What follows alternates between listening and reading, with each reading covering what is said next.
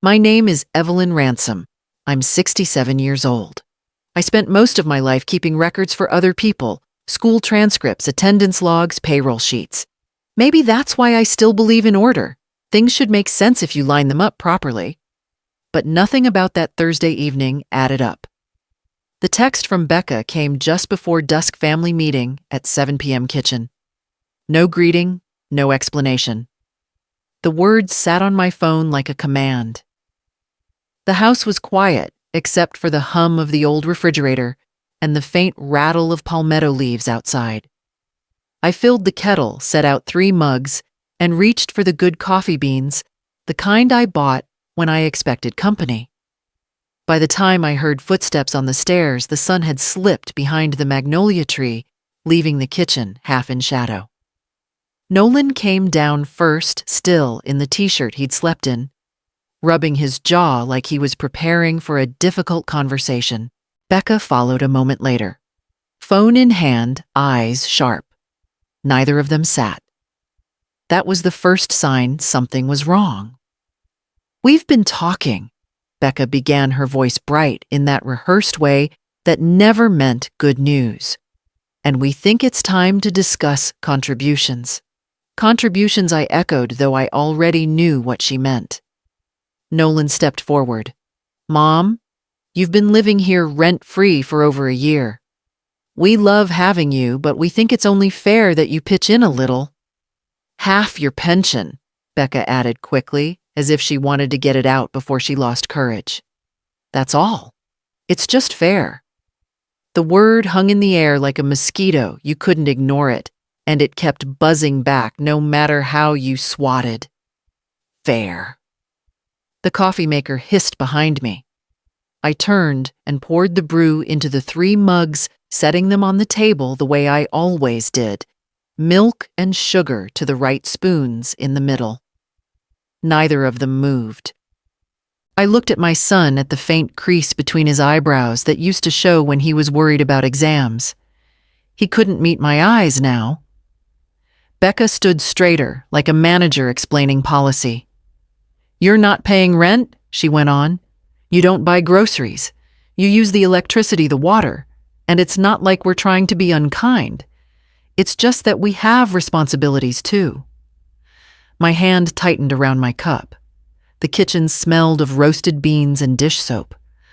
I thought about the mortgage I'd paid for 30 years, about the second job I'd taken when Nolan started college, about the window he'd broken at 12, the one still faintly cracked above the sink.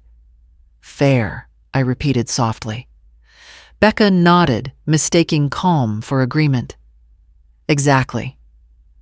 You understand." What I understood was different. I understood that the house they were standing in had been bought with my wages. My overtime, my missed holidays. Every brick was paid for by the woman they now called a burden. I set my cup down gently. The sound was small but sharp in the silence. "If we're going to talk about fairness," I said, "then maybe we should start with the deed." Becca blinked. Nolan shifted his weight. Neither spoke. I smiled, a reflex more than anything, and gathered the empty mugs.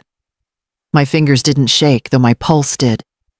I rinsed each cup one by one under the tap, the water running warm against my skin. When I turned off the faucet, the only sound left was the ticking of the kitchen clock. They left soon after retreating upstairs without another word. I stayed where I was, the faint smell of coffee, lingering like a ghost. The house had never felt so quiet. I wiped the counter clean, dried my hands, and stood for a long time by the window. Outside, the first porch light flickered on across the street, steady and calm. Inside, something far older and heavier began to settle, the kind of silence that doesn't go away overnight. I turned off the light and went to my room. When their footsteps faded up the stairs, I stayed in the kitchen, too tired to move. The air felt heavier than it should have, thick with the kind of quiet that presses against your chest. The house had gone still except for the slow hum of the refrigerator and the faint creak of the ceiling fan. I reached for Nolan's old mug on the counter, the one with the blue paint chipped along the rim. He'd made it in 7th grade, lopsided and uneven, but I'd kept it all these years. Every time I washed it, I remembered his proud grin when he'd handed it to me after school saying, "It's for your morning coffee, Mom." I used to drink from it every Sunday morning when he'd still be asleep on the couch after watching late-night movies. I'd keep quiet, not wanting to wake him, just sitting by the window with the newspaper and the sound of him breathing softly in the next room. For all his flaws, and there were many even then, he had been a gentle child. I clung to that version of him more than I realized. Now the mug looked smaller in my hand, almost fragile. I set it down carefully, afraid that even the smallest pressure might break it. I thought about everything that had come before this evening, the years of scraping by, taking extra shifts at the school, skipping vacations, putting away every spare dollar so he could have what I couldn't. I remembered sewing his jacket late at night because I couldn't afford a new one, telling him it looked good as new even though the sleeves didn't match. Back then, every sacrifice had a purpose to make his life easier than mine. The idea that he now saw me as an expense, as someone who owed him, didn't make sense. It felt like my own reflection had betrayed me. A faint sound came from upstairs, a drawer closing maybe, or just the house settling. I turned off the kitchen light and stood for a moment in the half-dark, the soft orange glow from the street lamp washing across the counter. The outline of Nolan's mug caught the light. When I walked down the hallway toward my bedroom, I glanced at the framed photograph on the wall. Nolan, at age 6, holding a hammer beside the first patch of drywall I'd ever fixed on my own. His hair was too long, his smile crooked, but his eyes had been full of trust. I touched the glass lightly, then let my hand fall. In my room, the bed looked unfamiliar, as if I were a guest. I sat on the edge, staring at the closed door, listening to the faint murmur of voices upstairs. Becca's low and sharp, and Nolan's softer, uncertain. I couldn't make out the words, only the rhythm. Eventually, the voices stopped. The silence that followed wasn't peaceful. It was a wall between us, one I hadn't built but now had to live behind. I turned off the lamp. The room sank into shadow and I laid down without changing clothes. Sleep didn't come, but I kept my eyes closed anyway because it was easier than looking at the dark. I didn't sleep much that night. Memories have a way of waking you up before dawn, and mine came dressed in the sound of rain against the window. The same window still faintly cracked in one corner, a scar left from years ago. Nolan had been 12 that summer, all elbows and energy. He was playing baseball in the yard with the neighbor's boy when I heard the shatter. The ball shot clean through the kitchen window, scattering glass across the floor. He came running in cheeks, flushed eyes wide with fear. "I didn't mean to, Mom," he'd said, holding the broken bat like a shield. I remember crouching down beside him, brushing glass from his sneakers, telling him, "It's just a window. We'll fix it." And I did, patched it with a piece of plexiglass and a roll of tape until I could afford to call a repairman. But I never replaced the frame. The crack stayed like a quiet reminder of that summer, of a boy who still said sorry, and a mother who believed she could fix anything with patience and work. That had been 4 years after his father died. My husband Daniel had left for work one morning and never come home.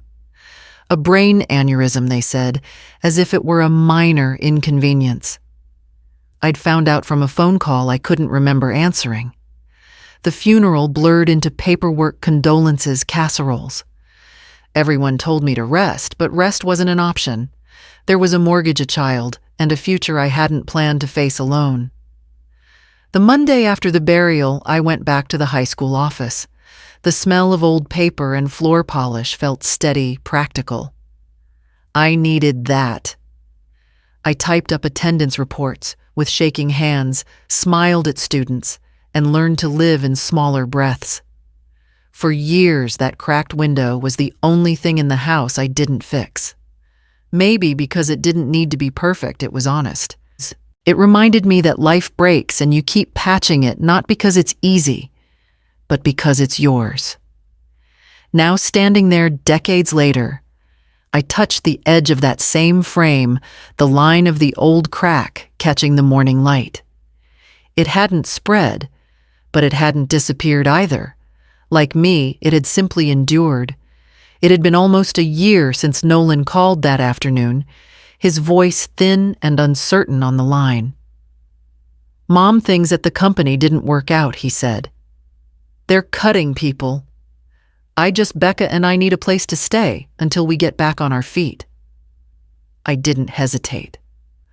"Of course you can come home," I told him, meaning every word. The house had always felt too quiet anyway. After Daniel died and Nolan moved out, I'd grown used to silence the kind that hums rather than hurts, but a mother never stops hoping her child will come back for something more than duty. They arrived 2 days later, a moving truck trailing behind their car like a second shadow. Becca stepped out first, perfectly dressed despite the heat, her nails matching the deep red of her lipstick. She hugged me quickly, more polite than warm. Nolan followed, looking older than I remembered, the corners of his mouth tight, with something that wasn't quite embarrassment, but close. "Just a few months," Becca said cheerfully as they carried boxes inside. "We don't want to be a burden." Those first weeks weren't bad. We cooked together. They insisted on paying for groceries. Becca took long walks around the neighborhood, snapping photos of the old oak trees for her social media. Nolan mowed the lawn once, and I tried not to notice how uneven it looked. They were adjusting, I told myself. Everyone needs time. By the 3rd month, things started to change in small, almost invisible ways. Becca began referring to the guest room as our room. She rearranged my living room furniture, saying it would open the space. The old family photos on the mantel disappeared one day, replaced by a scented candle and a decorative sign that read, "Home is where the heart is." Nolan stopped job hunting out loud. His laptop stayed closed more often than open, and I began finding takeout containers in the trash restaurants that didn't match the budget of someone saving up. They'd laugh late into the night, bottles clinking, while I lay in bed listening to the muffled noise through the floorboards. The first argument came over something small. I had left the porch light on after they'd gone out. Becca mentioned it over breakfast, voice light, but edged. "We should really try to save on electricity," she said, tapping on her phone. "It all adds up." I looked at her for a moment before answering. "I've been paying this bill since before you were born, Becca." She smiled too sweetly. "Of course. I just meant it's good to be mindful." After that, there was an invisible shift, subtle but constant. She started using words like "we" and "ours" when talking about the house, when we redo the kitchen, when we get the yard fixed. I found myself wondering when I had given away the right to make those decisions. One evening, I came home from the grocery store and found Becca repainting the hallway soft cream instead of the pale blue I'd chosen years ago. She looked up, brush in hand, cheerful as always. Oh, I thought this would brighten things up. Nolan stood nearby, arms crossed, not meeting my eyes. I noticed the faint tremor of guilt in him before he spoke. "Becca just wants to help Mom. Make it feel more modern." I wanted to tell them the house didn't need to feel modern. It needed to feel like mine. But the words lodged somewhere behind my teeth. That night, as I washed dishes, I caught my reflection in the window, the same one with the small crack Nolan had made all those years ago. The rest of the glass was spotless, yet that thin fracture line ran through the center like a quiet truth. Some breaks never spread, but they never disappear either. I dried my hands and turned off the kitchen light. Upstairs, I heard their laughter again, soft and private. It should have made me glad, but it didn't. It just made the house sound less like home. By autumn, the house no longer sounded the same. The rhythm of it, doors opening, chairs scraping, the soft hum of morning had shifted, as if someone had changed the tempo without telling me. I noticed it first in the curtains. Becca replaced the old lace ones in the living room with heavy gray drapes that matched her minimalist style. "They make the space look cleaner," she'd said, smiling as she brushed invisible dust off the fabric. The room did look different, sharper somehow, but it also felt colder, like a hotel lobby. Next came the rugs, the cushions, the framed photographs. My wedding portrait disappeared from the hallway wall one afternoon. I found it leaning against the garage shelf, half covered by an old blanket. When I asked about it, Becca laughed lightly. "Oh, I was just decluttering. It didn't match the rest of the decor." Nolan said nothing. He rarely did anymore. He spent long hours in the spare room that had become their office, though the only sounds from inside were Becca's voice on video calls and the occasional click of a mouse.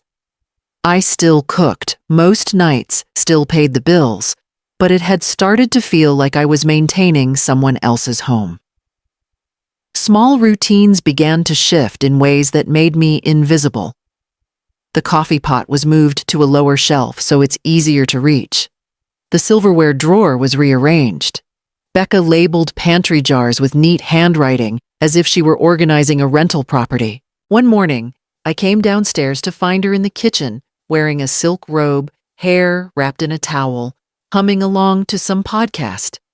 She was using my favorite teacup, the porcelain one Daniel gave me on our 10th anniversary. It had survived every move, every wash, every year of solitude. The sight of it in her hand made something inside me tighten. "Oh, I didn't realize this one was special," she said, when she saw my expression, setting it down with exaggerated care. "It's just so pretty." After she left, I washed it twice, rinsing the edge where her lipstick had touched. The porcelain looked the same, but the moment had changed it. By November, I had stopped correcting her. The house seemed to resist me now, each room rearranged to suit a rhythm I no longer recognized. Even the smells were different. Lavender candles, citrus cleaners. Becca's perfume lingering in the hallway. It was as if the walls had absorbed their presence, leaving less space for mine. Sometimes Nolan would sit with me in the evenings trying for small talk. "Becca's good at this stuff," he said once, nodding toward the redecorated living room. "She wants to make things feel homey." I looked at the gray drapes, at the scentless candle flickering on the mantel, at the spot where our old family photo used to be. "She has good taste," I said quietly. It was the only reply that wouldn't start a war. That night, I went to bed early. From upstairs, I could hear them laughing in the kitchen, the sound muffled through the ceiling. I stared at the faint crack in the plaster above my bed, the same one I'd been meaning to fix for years, and thought how strange it was that even cracks can start to feel like company when everything else changes around you. By December, Becca's tone had changed. It wasn't sharp anymore, it was careful. Measured the way people speak when they're setting a trap, but don't want you to notice. One morning, she appeared in the kitchen, wearing her usual soft smile, the one that never quite reached her eyes. "Evelyn," she said lightly, "I was wondering, how does your pension get deposited?" "Direct transfer. Right? I just thought, with all this online fraud lately, we should make sure everything's safe." Her voice was smooth as honey, but it clung to me wrong. I looked up from my coffee. "It goes directly into my account the same way it always has." "Oh, good," she said, nodding as if relieved. "And is that account joint or just yours?" I set my cup down. "Just mine." She smiled again, wider this time. "Of course. I was just curious. It's smart to plan ahead, especially with family assets involved." Family assets. The phrase didn't belong in a kitchen conversation. That afternoon, Nolan started taking over the mail. He claimed it was easier for him to bring it in since he passed the mailbox on his morning run. "Less walking for you, Mom," he said, flashing that same easy grin I'd fallen for 1,000 times when he was younger. At first, I didn't think much of it, but one evening, while emptying the recycling bin, I noticed a torn envelope at the bottom. One of my bank statements folded and crumpled as if it had been read too quickly and hidden too fast. The return address was from my credit union. I asked Nolan about it later, keeping my voice steady. "Did you see one of my statements in the trash?" He frowned as though I'd insulted him. "What?" "No. I tossed some junk mail earlier. Maybe you mixed them up." His tone was casual, almost bored, but something flickered in his eyes, a quick dart of discomfort, gone before I could name it. From then on, I began to notice things. Becca mentioning long-term planning over dinner, casually asking if I'd ever thought of setting up a beneficiary for my accounts. Nolan printing paperwork on the home office printer, then hiding it under folders when I walked by. Once I came into the kitchen and found Becca scribbling notes on a pad. She covered it quickly with her hand. "Just grocery stuff," she said too fast. Later, when she went upstairs, I lifted the paper from the counter. Beneath her handwriting were faint indentations of another page. The words pension and trust were visible in the grooves. I didn't confront her. I just folded the paper neatly and tucked it into a drawer. The change was subtle, but it thickened with every passing week. Their politeness grew exaggerated, their questions rehearsed. They no longer asked if I wanted help, they simply announced what they'd done. "We took care of the bills this month. We called the insurance company. We checked your email for that confirmation."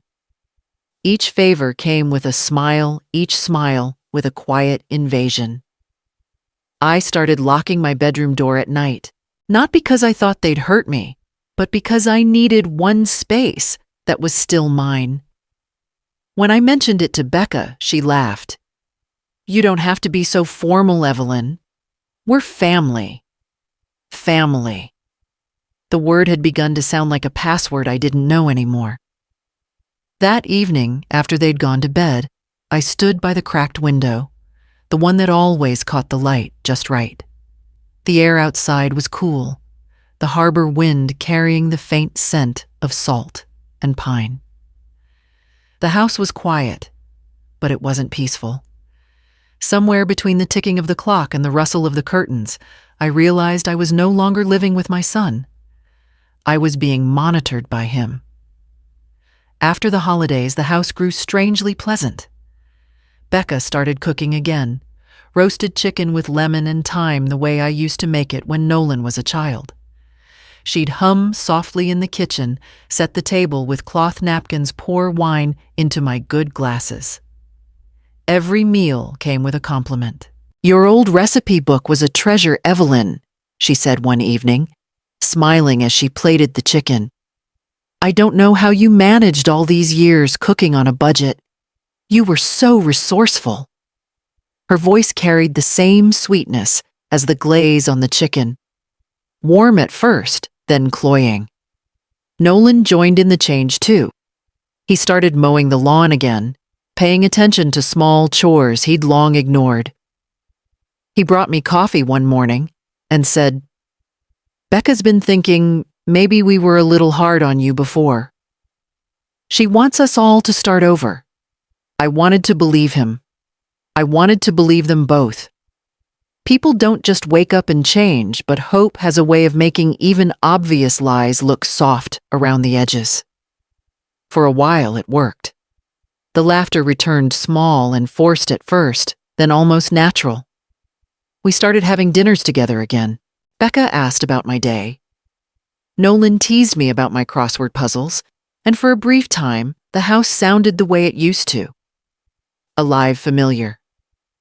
One night, she handed me a glass of wine and said, "You've done so much for this family, Evelyn. You deserve to rest. Let us take care of things." The words caught me off guard.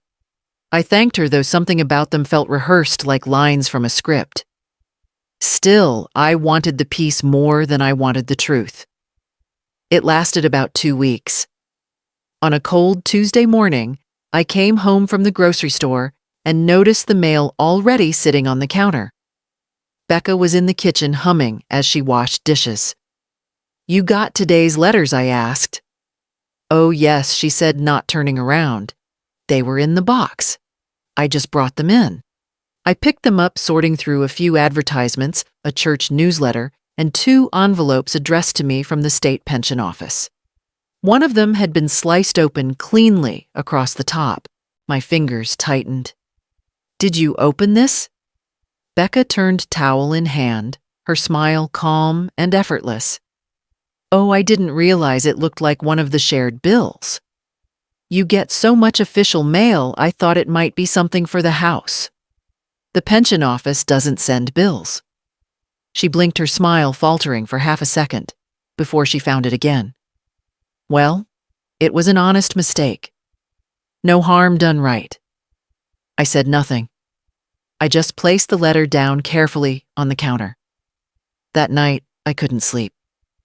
I kept thinking about her voice, about Nolan's new politeness, about the sudden kindness that had appeared right after their questions about money. I lay in bed staring at the ceiling, listening to the faint murmur of their voices from the next room, steady, low, and close enough that I couldn't tell if they were whispering or laughing. Whatever they were planning, I knew one thing for certain: it hadn't stopped. It had just learned how to smile. It was past midnight when I woke to the sound of rain.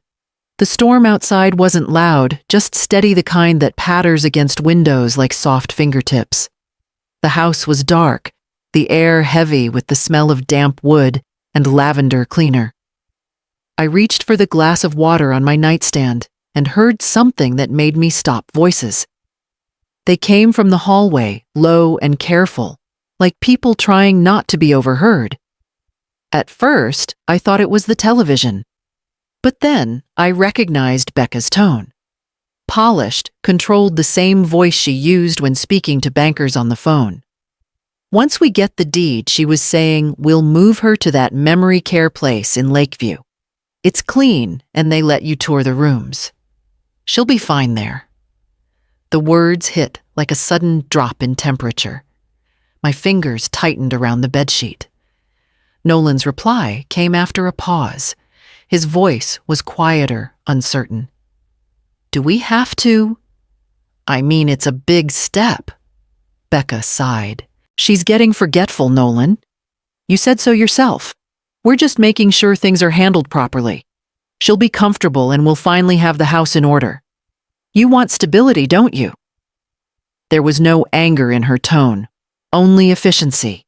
It made the whole thing worse. "I just don't want to upset her," he murmured. "You won't," Becca said.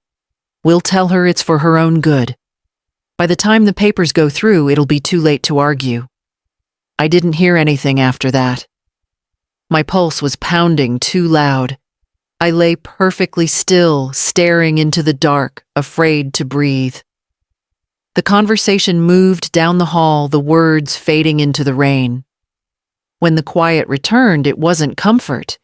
It was the kind that presses against your chest and won't let you sleep. I turned to the window, watching the drops slide down the cracked glass. Every part of me wanted to get up, to march into their room and demand an explanation. But another part, the part that had survived losing a husband, raising a child, and keeping a roof over our heads, told me to stay silent. I knew what they were capable of now, and I knew what I had to do. I lay there until morning, replaying every detail. Becca's tone, Nolan's hesitation, The word deed repeated like an echo I couldn't silence. Somewhere between midnight and dawn, my fear hardened into something steadier. It wasn't anger yet, but it was close. When light finally crept through the curtains, I got out of bed. My hands trembled as I made coffee not from age, but from clarity. I understood the game now. They weren't asking, they were planning. At breakfast, Becca acted as if nothing had happened. She was dressed neatly, her hair pinned back, her smile easy. "Morning, Evelyn," she chirped. "You're up early. I was just about to start pancakes." I nodded, watching the way her hands moved, the careful precision of someone in control. Nolan joined us a few minutes later, bleary-eyed but composed. He kissed her cheek, avoiding my gaze. "Did you sleep okay, Mom?" he asked. "Fine," I said. "Just woke early." The lie slid out effortlessly. I'd learned long ago that silence could protect better than words. Becca poured me coffee before I could reach for it. "You really should rest more," she said kindly. "You've been forgetting things lately. I noticed you left the back door unlocked last night." I hadn't, but I let her think I believed her. That day passed in a blur. I cleaned the porch, paid bills, folded laundry, every motion deliberate, as if to remind myself I still belonged here. All the while, their conversation replayed in my head, word for word. In the afternoon, when Becca left for errands and Nolan retreated to the office, I opened my desk drawer and checked the folder labeled Home Documents. The deed was still there, exactly where it should be, folded neatly inside a plastic sleeve. But my stomach tightened as I noticed the faint smudge of fingerprints on the edge. I locked the drawer and stood for a moment listening to the faint hum of Becca's diffuser from upstairs. The scent of lavender filled the air again, sweet, suffocating. That night, I didn't lock my door. I left it slightly open, just enough to hear footsteps if they came. I stayed awake long after the lights went out, listening. Every creak of the floor, every whisper of air through the vent made my pulse quicken. Around 2, the rain returned, tapping against the window like it had the night before. I lay there in the dark, eyes wide open, letting the sound settle my breathing. Fear had done its work. Now it was gone, replaced by something far more dangerous: clarity. By the time dawn painted the harbor sky in pale pink, I had made my decision. I would not confront them, not yet. I would let them think I was still trusting, still harmless, still asleep. Because sometimes survival isn't about running. It's about standing still until the people who want to move you make the first mistake. The next morning, the world looked deceptively ordinary. The sky over Charleston was washed clean by last night's rain, sunlight slipping across the street like nothing had changed. But something had. I woke early, dressed in quiet clothes, dark slacks, a soft cardigan, shoes that didn't make noise on the hardwood floor. I brewed coffee without clinking. The spoon poured it into a travel mug and left the house while Nolan and Becca were still asleep. The air smelled of salt and wet pavement. The law office sat between a dry cleaner and a small cafe, a narrow brick building with peeling white shutters. I had walked past it countless times before, on errands, never thinking I'd need its services again. The brass plate on the door read, "Marianne Clark, Attorney at Law." She'd helped me update my will years ago when things were simpler, when my only concern had been how to make sure Nolan inherited the house without drowning in taxes. Marianne looked up from her desk when I stepped inside. Her hair had gone grayer since the last time I saw her, but her eyes hadn't changed, steady, practical kind without being sentimental.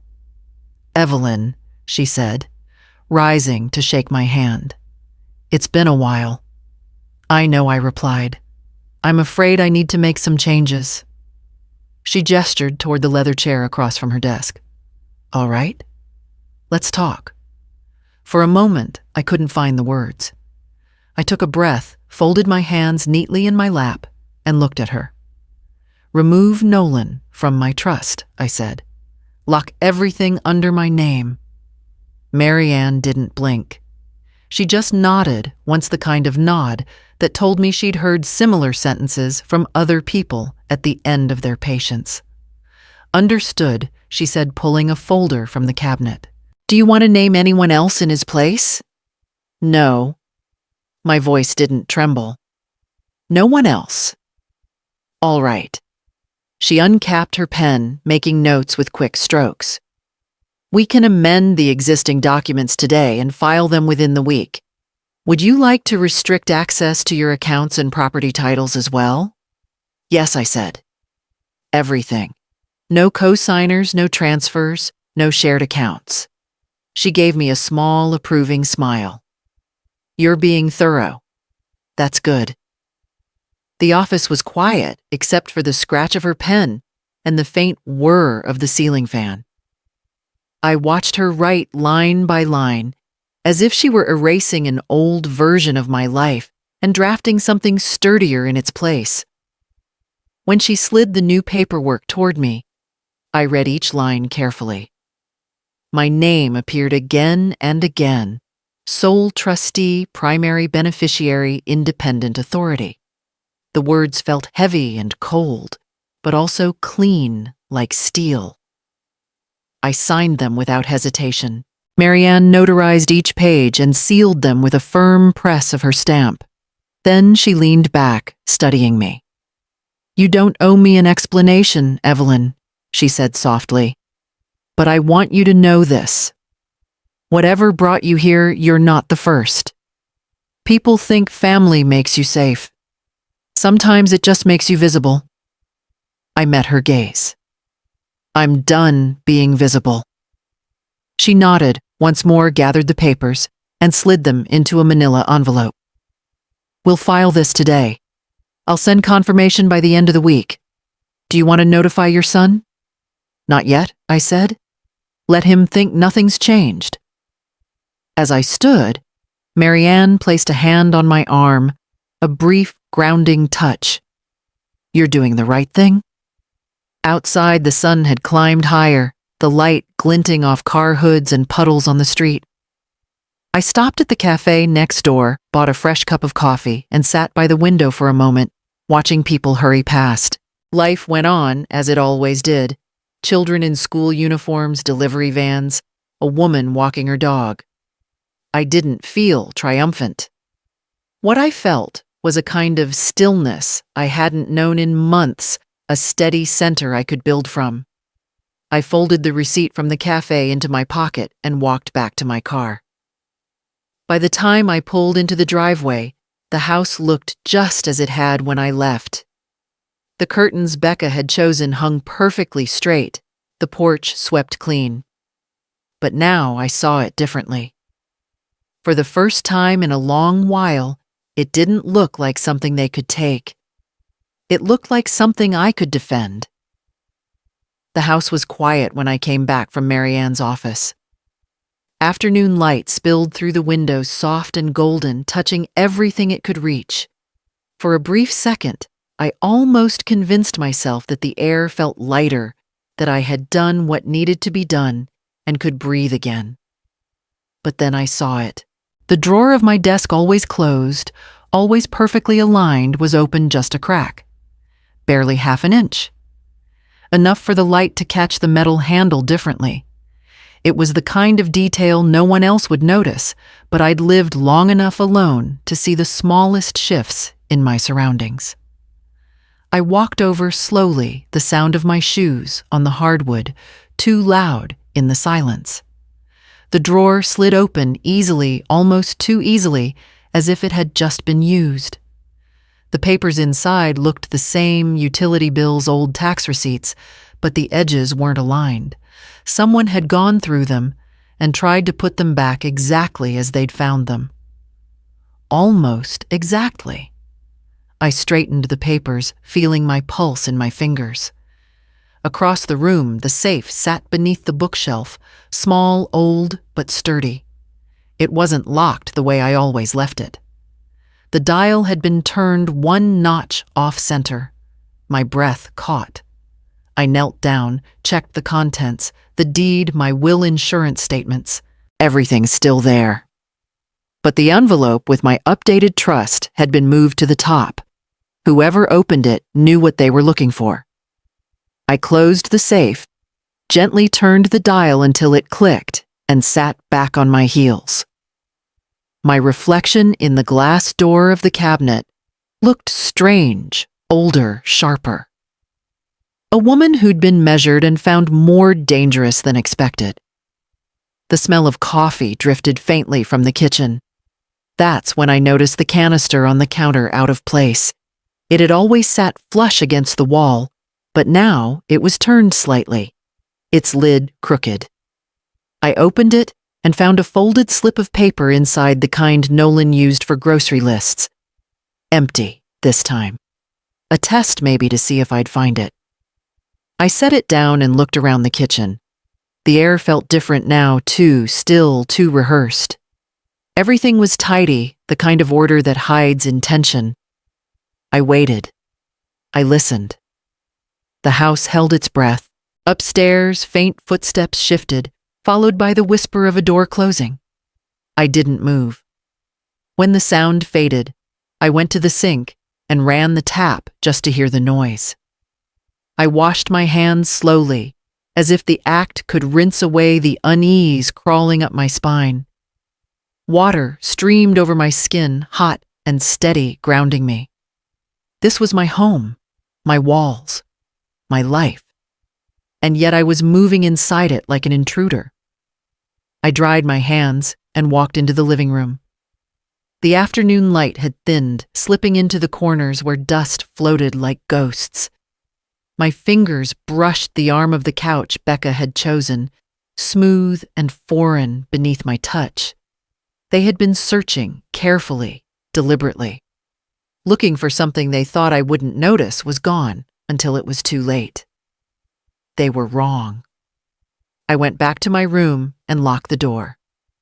The faint smell of rain lingered from last night, mixing with the lavender scent Becca favored. I opened the window to let in real air, sharp and clean. Sitting on the edge of the bed, I stared at the floor until my breathing evened out. There was no use pretending this was still ignorance. Whatever I had once hoped about kindness or family had been misplaced, just like the canister on the counter. They were hunting through my life now, piece by piece, and I was done letting them believe I wouldn't notice. They left just before noon that Friday. Becca calling over her shoulder that they'd be gone most of the day, a quick trip to Mount Pleasant, maybe lunch by the water. Nolan carried a duffel bag, Becca her oversized purse. The door closed behind them with an easy confidence that made my stomach twist. I stood there for a long moment, staring at the quiet hallway. The house felt suspended, holding its breath. Then I went to the phone and dialed a number from the small business card pinned inside my kitchen drawer. Harbor Lock and Key, a man's voice answered. "Are you available this afternoon?" I asked. "It's urgent." He arrived within the hour, a middle-aged man named Walter, sun-worn and polite with a toolbox that clinked softly as he stepped inside. I led him to the front door, first explaining nothing. He didn't ask questions. Some men know when not to. While he worked, I made tea. The sound of his tools, the firm turn of metal, was the most comforting noise I'd heard in weeks. He moved efficiently, front door back and side, each lock replaced with a clean new brass one. "Would you like them all keyed the same?" he asked when he was done. "Yes," I said. "One key for all doors." He handed it to me when he finished, shiny, cold, and lighter than I expected. I held it in my palm, feeling its weight settle into me like quiet armor. After he left, I stood in the middle of the living room, surrounded by their things. shoes kicked near the door jackets draped over chairs. Becca's endless decorations, the framed quote on the wall. Family is forever. I took out boxes from the attic, labeled them carefully, with black marker, Nolan, and Becca. I packed without hesitation, clothes, kitchen gadgets, books I'd never read, but had somehow ended up on my shelves. Every item went in neatly folded and organized, no malice, just finality. In the bedroom they shared, I found Becca's perfume bottles lined up like soldiers, her jewelry tangled in a dish. I placed each piece gently in tissue paper, not because she deserved it, but because I did. I refused to let their carelessness infect my order. It took hours. By the time I was done, my back ached and my hands smelled of dust and lemon polish. The boxes filled the garage in even rows beneath the fluorescent light. I covered them with a tarp and set 2 bricks on top, just enough weight to keep everything in place. Then I sat at the kitchen table and opened my ledger notebook, the same one I used for budgeting when Nolan was in college. The paper was soft at the edges, the lines faint from years of use. I began to write. Month by month, I listed everything I had covered since the day they moved in: the mortgage, utilities, groceries, maintenance, repairs. Even the new roof shingles that Nolan had promised to pay half for, and never did. The numbers built slowly, steady, and undeniable. 14 months of receipts, every line its own small betrayal. When I totaled the final column, I let out a breath I hadn't realized I was holding. I printed 2 copies. In the first envelope, I placed a notarized 30-day eviction notice, simple, legal, precise. In the second, the detailed cost breakdown signed and dated. I sealed both, the glue drying under my thumb, and wrote their names on the front in my cleanest handwriting. Outside, the air was cool and faintly metallic. I walked down the porch steps, placed both envelopes in the mailbox by the curb, and closed the lid. The soft click sounded like punctuation. Back inside, the house felt different, emptier, but not in the lonely way. I brewed fresh coffee, not the cheap blend Becca preferred, but the one I used to buy before they moved in, rich and dark. I poured a cup and sat by the window, watching the late afternoon light stretch across the lawn. For the first time in months, the space was mine again. The silence wasn't something to endure. It was something to keep. I looked at the new key resting on the table, catching the light like a small piece of truth. Outside, a neighbor's wind chime stirred in the breeze, the sound clear and weightless. I thought about the years I'd spent making a home for my son, protecting him, believing love would be enough to hold everything together. Maybe I'd been wrong about that. Maybe love on its own was too soft. What held a life together wasn't emotion, it was boundaries. I finished my coffee, rinsed the cup, and left it to dry in the sink. Then I walked through each room once more, checking every door, every lock, every light. By the time I reached the front hallway, dusk had settled. The air carried the faint scent of salt drifting in from the harbor. I slipped the new key into my pocket and turned the deadbolt one last time. The sound it made, a firm, final click, was the most peaceful thing I'd heard in years. The email arrived on a quiet Sunday morning. The subject line read, "Proof of shared ownership." I was sitting by the window drinking my second cup of coffee, the house calm, except for the sound of gulls near the harbor. At first, I thought it was some financial notice, maybe a follow-up from the trust revisions Marianne had filed. But when I opened the message, my stomach turned to ice. The sender's name, Evelyn Ransome. Attached was a PDF sloppily formatted, but disturbingly official-looking. The heading read, "Gift Transfer Agreement." My name appeared in bold near the top, followed by a statement that I, Evelyn Ransome, had willingly transferred 50% ownership of my home to my son and his wife. The date was 6 months ago, the signature at the bottom, familiar in shape and rhythm, my own handwriting, only it wasn't mine. I stared at it for a full minute. The loops of the letters were nearly perfect, the slant precise. Someone had taken time to study me, every curl of my signature, from checks, old cards, school forms. They'd practiced until the lines looked natural.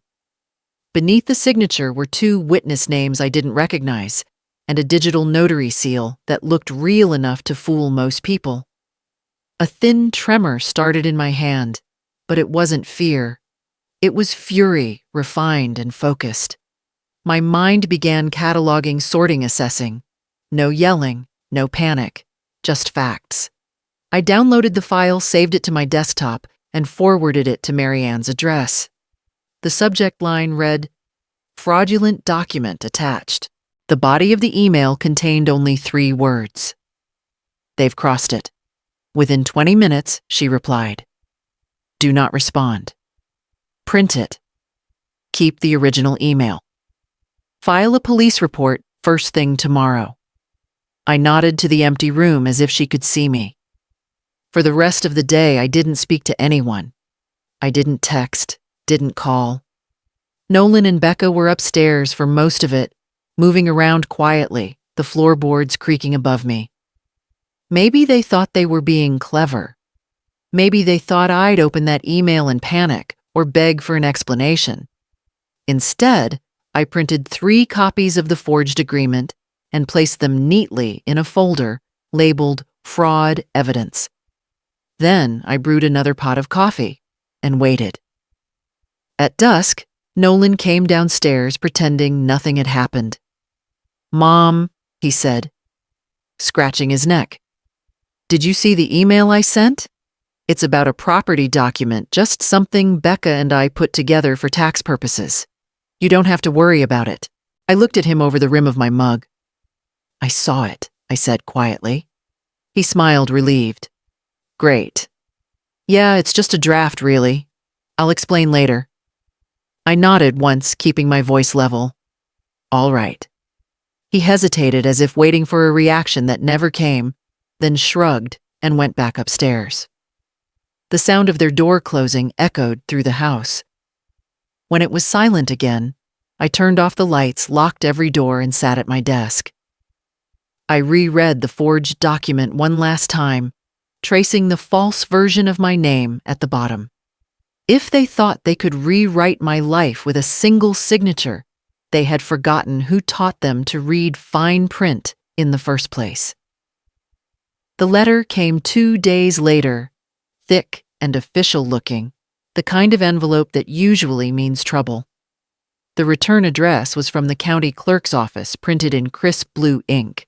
I sat at the kitchen table, the morning sun falling across the linoleum floor, and slid it open with the edge of a butter knife.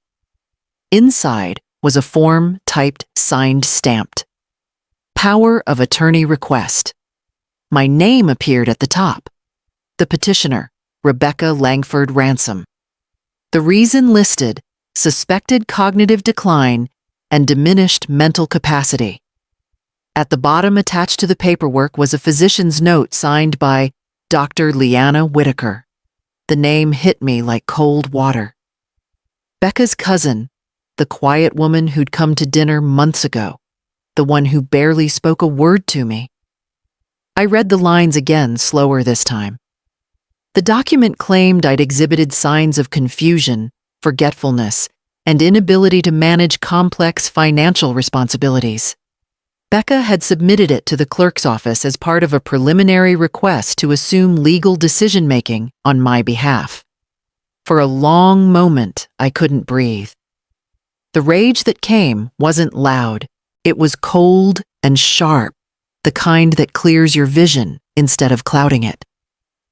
I gathered the papers, carefully smoothing the creases with my hands, and stood up. The drive to the police station took 15 minutes. I knew the route by heart. I'd driven it countless times over the years for license renewals, community forms, and once to report a stolen bicycle when Nolan was a boy. But that morning, the building looked different, larger, heavier, more real than it ever had before. At the front desk, a young officer with kind eyes looked up. "Can I help you, ma'am?" "Yes," I said, placing the folder on the counter. "I need to file a report for falsified medical documentation and attempted legal manipulation." His eyebrows lifted slightly. "Do you have the documents with you, I do?" He took the papers, scanning the first page, and his polite expression shifted into something more serious. "This says your daughter-in-law filed for power of attorney." "That's correct," I said evenly, "without my knowledge or consent." He flipped to the second page where the physician's signature appeared. "And this doctor, she's related to her cousin." He let out a small, low whistle. "That's bold." I folded my hands together on the counter. "It's desperate." He nodded, then disappeared into the back for a few minutes. When he returned, another officer joined him. A woman with dark hair pulled into a braid and a tone that suggested she'd seen this kind of betrayal before. She asked me to sit down and go over the timeline when I'd first noticed changes the forged document from Nolan the trust update with my lawyer, and now this false diagnosis. I told her everything, keeping my voice steady. I'd learned that composure was a weapon too. When we finished, she handed me a copy of the report. "We'll flag this and contact the licensing board about the doctor's note.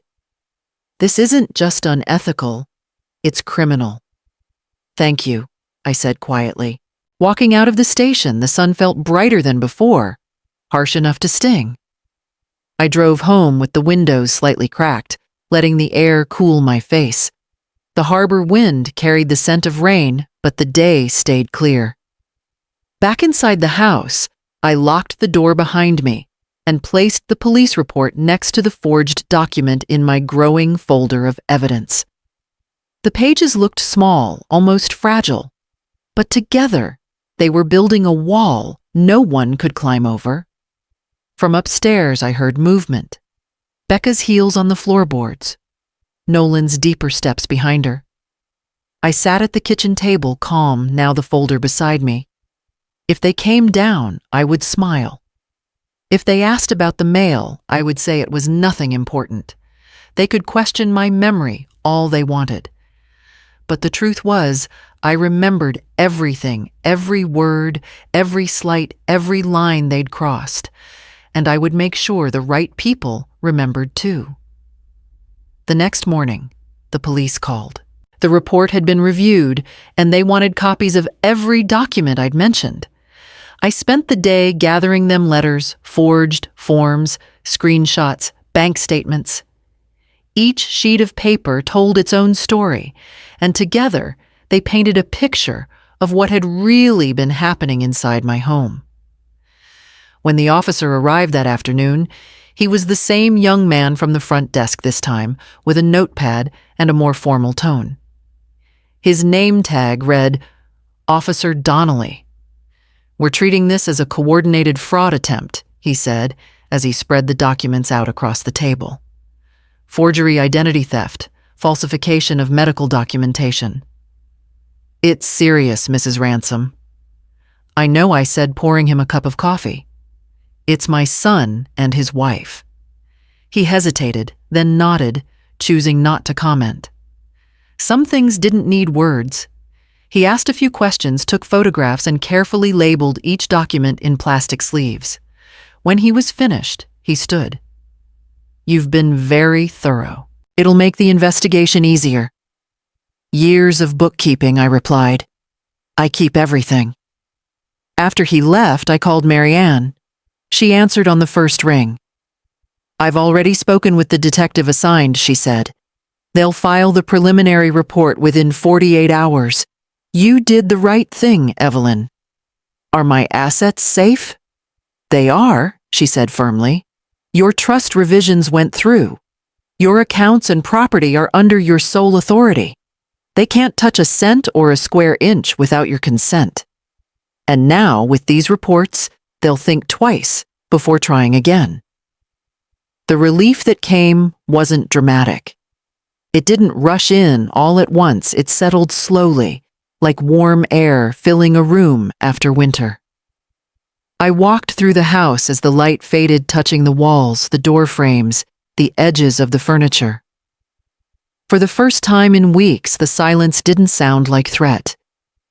It sounded like proof of my own endurance. Upstairs, I heard faint movement, drawers, murmured voices. Let them whisper. Let them plot. Every lie they had built now had a paper trail leading straight to them. I brewed chamomile tea instead of coffee that night. My hands were steady as I poured it. I carried the cup to my room, set it on the nightstand, and opened the window to let in the breeze from the harbor. The air smelled of salt and rain, sharp and alive. On my desk, the folder of documents sat neatly stacked beside the police report. The label I'd written in ink evidence looked bold in the lamplight.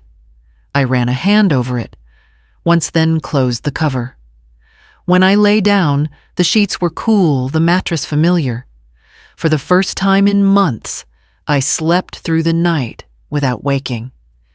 Not because I felt safe, safety was still a long way off, but because everything that mattered was written down, signed, sealed, and traceable. I didn't need revenge. I had records. I texted them that morning. Dinner at 6. Just the three of us. Becca replied with a thumbs-up emoji. Nolan didn't answer. I spent the day as if it were any other, vacuuming, watering the plants, setting the table. Only this time there was no food, no wine, no candles. Just 2 manila folders placed neatly in the center of the table, side by side, like twin gravestones. At 5:55, I heard the car pull into the driveway. Their voices drifted through the front door. Becca's clipped, impatient tone, Nolan's lower and uncertain. When they stepped into the dining room, the first thing Becca noticed was the empty table. Her eyebrows lifted. "We're eating late." "No," I said. "We're right on time." They sat hesitating. Nolan kept glancing at the folders. Becca crossed her legs and folded her arms, wearing that faintly amused smile she saved. For moments she thought she controlled. "What's this about, Evelyn?" she asked. "You've been distant?" I nodded toward the folders. "That one's yours." She reached for it, opening the first flap. Her smile froze. "A restraining order." "Yes," I said evenly. "Already signed and filed. It prevents either of you from entering this property or contacting me directly." Nolan's eyes widened. "Mom, what are you doing?" "I'm managing my affairs," I replied. Becca let out a sharp laugh. "You can't be serious. After everything we've done for you, I picked up the second folder and slid it across the table. That one's the civil fraud complaint. Forgery, attempted identity theft, and abuse of fiduciary trust. I've submitted copies to the police and my attorney." The color drained from Nolan's face. "Becca," he whispered, "what is she talking about?" Becca stood abruptly, palms flat on the table. "You think you can scare us with paperwork? You're delusional, Evelyn." I met her eyes, calm and unblinking. "Am I?" Then I reached behind me and pressed play on the small voice recorder sitting on the buffet. Becca's voice filled the room, clear and crisp. "Once we get the deed," the recording said, "we'll move her to that memory care place in Lakeview. It's clean, and they let you tour the rooms." The silence that followed was absolute. Nolan's face crumpled, his eyes darting between Becca and me like a man seeing the ground vanish beneath him. Becca didn't move. The air between us went still heavy enough to make the clock on the wall sound too loud. I stood, slowly collected both folders, and tucked them under my arm. "You should go now," I said softly. "You're trespassing." Becca's mouth opened, but no words came. Nolan reached for her arm, his voice breaking. "Becca, let's just..." Let's go." She hesitated, then turned her heels, clicking against the hardwood as she stormed toward the door. Nolan followed. Shoulders slumped. When the front gate clicked shut behind them, I switched off the recorder and exhaled. The house was still again, truly still. I placed the folders in my safe, poured myself a cup of coffee, and sat at the table they had just left. The surface was empty, except for the faint ring of Becca's glass, a perfect little circle that would wipe clean with one cloth. For the first time, the silence didn't feel like surrender. It felt like power. By the next morning, their car was gone. The driveway looked strangely clean without it. No muddy tire tracks, no bags waiting to be unloaded, no voices spilling out from the porch. Just stillness. I walked through the house, slowly letting the quiet settle around me. Their absence had a weight of its own, heavy. At first, then lighter with every breath. The scent of Becca's perfume still lingered faintly in the hallway, sharp and artificial, but even that began to fade as I opened the windows one by one. The first thing I did was take down the gray curtains she'd hung in the living room. The fabric was thick and heavy, always shutting out the light. I replaced them with soft white ones that let the sun spill across the floorboards. Then I opened a can of paint, a pale blue I'd chosen years ago, but never used, and brushed it over the walls she'd covered in beige. The smell of new paint filled the air, clean and bright, like the start of a morning that had been waiting too long to arrive. When the last stroke dried, I stood back and looked around. The house looked smaller somehow, but honest. It was no longer pretending to belong to anyone else. That afternoon, I walked to the bank downtown and updated every account, new passwords, new security questions, a new sense of control that felt almost tangible. The clerk, a young woman with tired eyes, smiled when I thanked her. She didn't know what those signatures meant to me, how much history they were undoing. Back home, I made tea and sat on the porch. The street was quiet, except for the sound of wind rustling through the magnolia trees. A few neighbors passed by waving from the sidewalk. I waved back, surprised by how natural it felt. For months, I'd kept my head down, afraid of questions of pity. Now there was nothing to hide. The house creaked softly in the afternoon heat, an old familiar sound. For the first time in a long while, I didn't flinch at the quiet. It no longer felt empty. It felt alive, like the house itself was breathing with me. I leaned back, sipped my tea, and let the silence fill the spaces they had once tried to own. It didn't echo anymore. It simply stayed. A year later, the mornings had taken on a rhythm again. The city woke gently, the gulls circling over Charleston Harbor, the sun catching the sails of boats drifting out toward open water. I sat on the porch of a small cottage I'd rented near the waterfront, a cup of Earl Grey warming my hands. The air smelled of salt and jasmine. Across the water, church bells rang faintly through the breeze. Life moved on quietly, without fanfare, the way it always does after storms. On the table beside me sat a framed photograph. Nolan, 6 years old, grinning a gap in his front teeth, holding a paper kite that never quite flew straight. I'd found the picture in an old box when I moved. The edges were frayed, the colors faded, but his joy in that moment was still bright, untouched by the years that followed. I looked at the photo for a long time, and then I smiled. Not the tight, practiced smile of someone pretending to be fine, but the kind that comes from something real. It wasn't forgiveness, not exactly. It was release. The past no longer felt like an open wound, just a scar that told me where I'd been.